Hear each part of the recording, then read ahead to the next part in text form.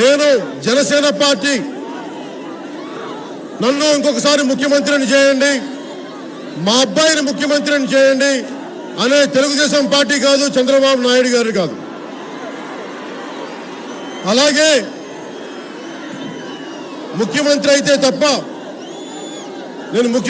తప్ప మీ సమస్యల పరిష్కారం చేయలేననే వైసీపీ పార్టీ కాదు. మీరు కష్టాలు ఉన్నా, కన్నీళ్లు ఉన్నా, ఎక్కడ సమస్యలు ఉన్నా అండగా నిలబడే జనసేన. ప్రతి ఒక్కరు చెప్తా ఉంటారు ప్రశ్నించడానికి పుట్టిన పార్టీ అని. అధికారం సాధించడానికి ప్రశ్నించడం మొదటి అంశం మటుకే కానీ తుది అంశం కాదు. తెలుగుదేశం పార్టీ ముఖ్యమంత్రి గారు 17కి 17 సీట్లు ఇస్తే వాళ్ళు మనకి తిరిగి ఇచ్చింది 32 టన్నుల చెత్త తీసుకెళ్లి గోదావరి, వశిష్ఠ గోదావరిలో కలపడం మనకిచ్చింది.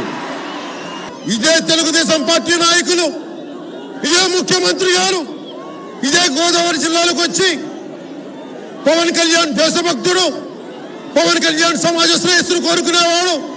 ఇవన్నీ ఎప్పుడంటే తెలుగుదేశం పార్టీకి సపోర్ట్ చేస్తే దేశభక్తుడు, తెలుగుదేశం పార్టీకి సపోర్ట్ చేస్తే సమాజ శ్రేయస్సు కోరేవాడు.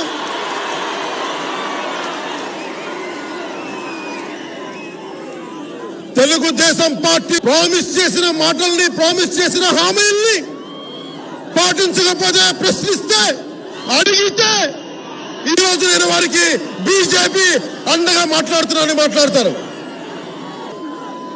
నాకు ఎవరి మీద వెనకేసుకొచ్చే తత్వం లేదు. నేను ఎవరిని వెనకేసుకొస్తానంటే కష్టాల్లో ఉన్న మన ప్రజల్ని వెనకేసుకొస్తాను, వారికి అండగా ఉంటాను.